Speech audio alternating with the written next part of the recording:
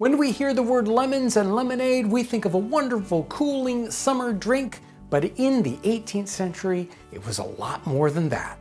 Now, I will probably get a lot of comments about the fact that the lemons were expensive and no one would ever have enough money to buy them. But that is not true in the 18th century. Lemons were very popular, whether it's Great Britain or North America. They were imported.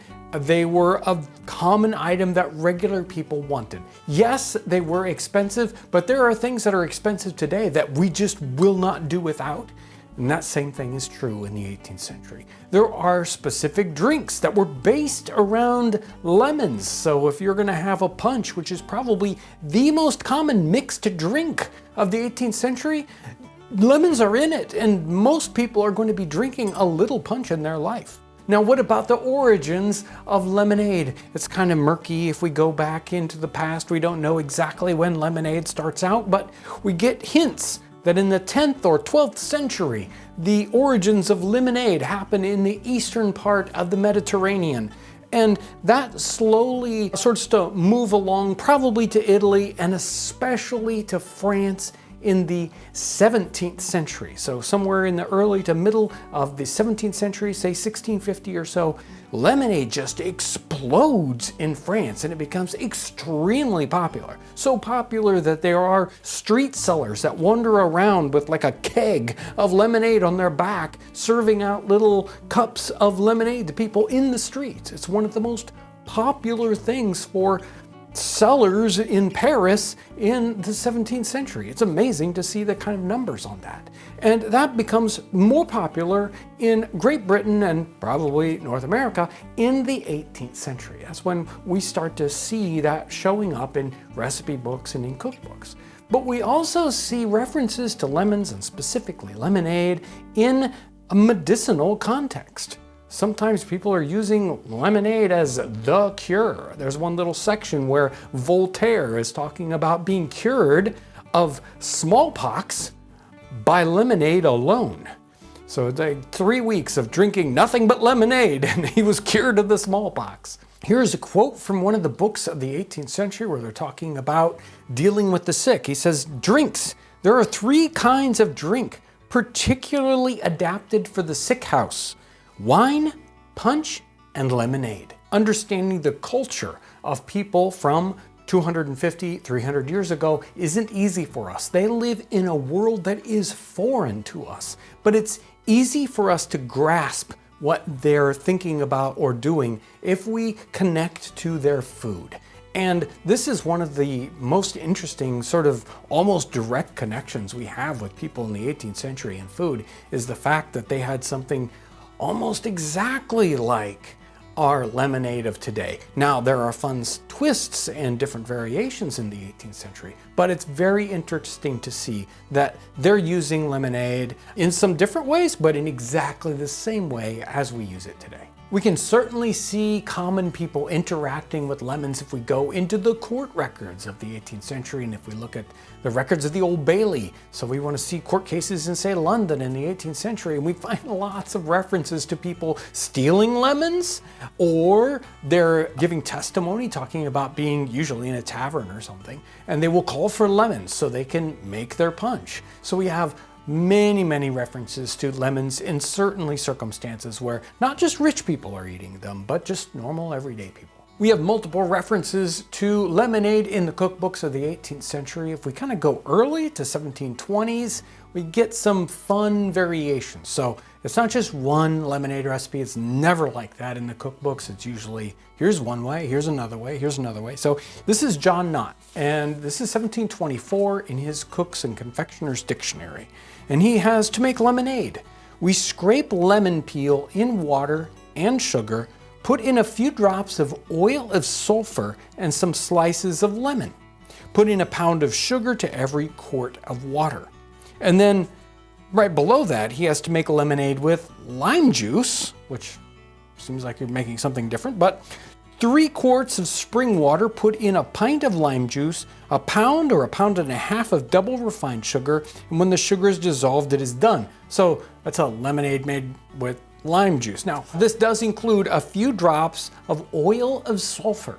This is a diluted sulfuric acid. So it's just adding a little acid here. Today we would probably use citric acid or something else, but that's what they're doing there. They're adding a little extra acid to the lemonade to give it a little bit of a punch. Just for reference, we do have some related recipes over in the orange section.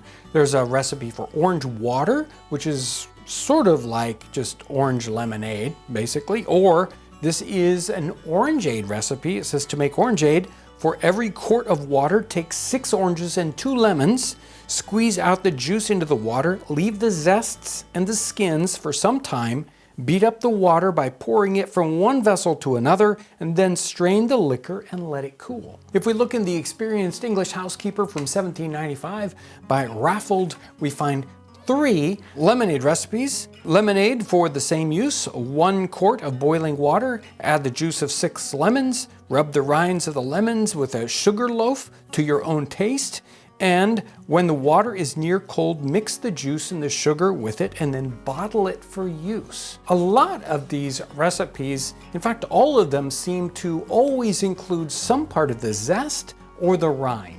Sometimes they'll let this set overnight. It's a lot more like a lemon squash that we would do today. So a lot of the flavor of lemons in the 18th century recipes is coming in from the zest alone. So we'll even have some like lemon tart recipes that don't use any of the juice. They just use the zest to get that lemony flavor. And these lemonade recipes do exactly that same thing. They make sure to include zest or the rind. You might strain it out, but it's definitely part of the recipe.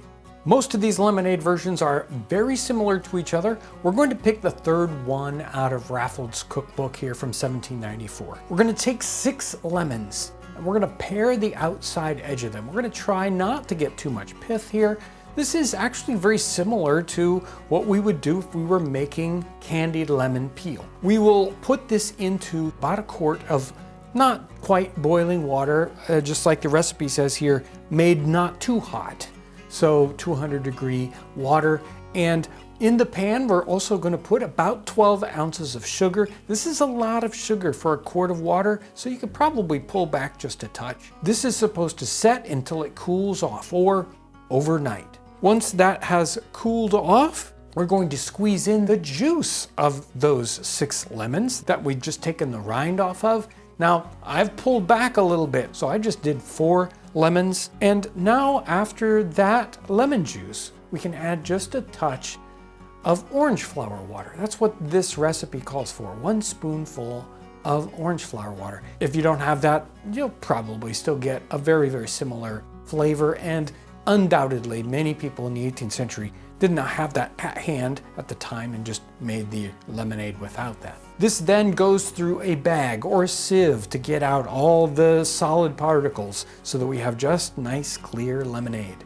Once that's done, it's ready to taste. There's our lemonade from the 18th century. It looks a little different than our lemonade, and of course it is very lemony smelling in the kitchen now. You pair that many lemons, you're gonna get a lot of lemon smell. And of course, we've mixed in that orange flower water smell, which is, orange flower water is very, very fragrant. That's in fact all that it's bringing to it. It's an aromatic, so it's sort of giving our senses just a little adjustment before we drink it. Some of these recipes did have some orange juice in them, so it kind of makes sense that orange flower water might be used in this circumstance. So let's give this a, it does have a nice mix of orange and lemon to it. Okay, it's very sweet. I think you could probably pull back on the sugar just a little bit, and super lemony flavor. I mean, you can really get a sense that something like this is almost medicinal to our taste buds today. So I can see how it might cure you of the smallpox or something else, because it's some powerful stuff. I think I would thin this out a little bit if I was making it today for a normal drink, but an amazing lemonade.